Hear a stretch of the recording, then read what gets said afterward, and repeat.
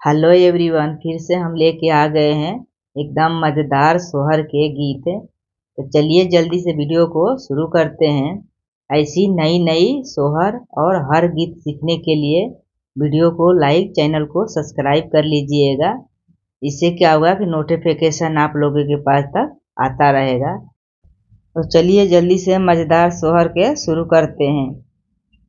सासू पीसी ले हरा दी सोटिया, सासू पीसी ले हरा दी सोटी।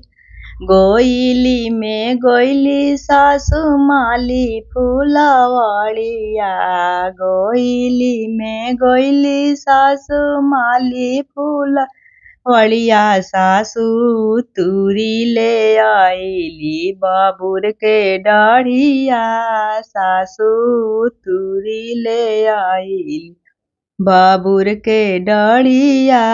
बबुआ मारी नाया वाया पाना रानिया, बबुआ मारी नाया वाया पाना रानिया। कही तू ताये आमा तोहार के मारे ती, कही तू ताये आमा तोहार के मरती। हमसे मारलो ना जालाया पाना रानिया, हमसे मारलो ना जालाया पाना रानी। गोतीन पीसी ले हरा दी सोटिया, गोतीन पीसी ले हरा दी सोटी।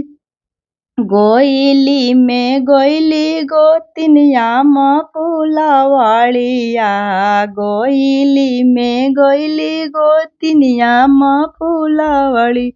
गोतीन तूरी ले आईली आमा के डाढ़िया, गोतीन तूरी ले आईली आमा के डाढ़िया।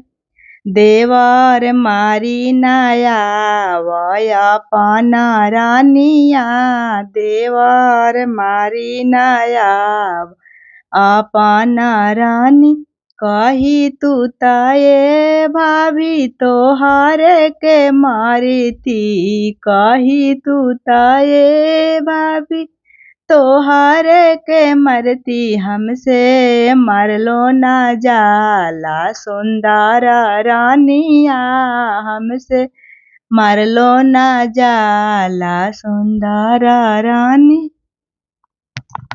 हेलो एवरीवन, आशा करती हूँ कि भोजपुरी सोहर आप लोग को बेहद पसंद आई होगी। पसंद आई होगी तो हम दोबारा याद दिला देते हैं, ऐसी नई नई और अलग तरीके के सोहर झूमर गीत सीखने के लिए वीडियो को लाइक, चैनल को सब्सक्राइब करना ना भूलिएगा। इसी के साथ मिलते हैं अगला नई गीत के साथ।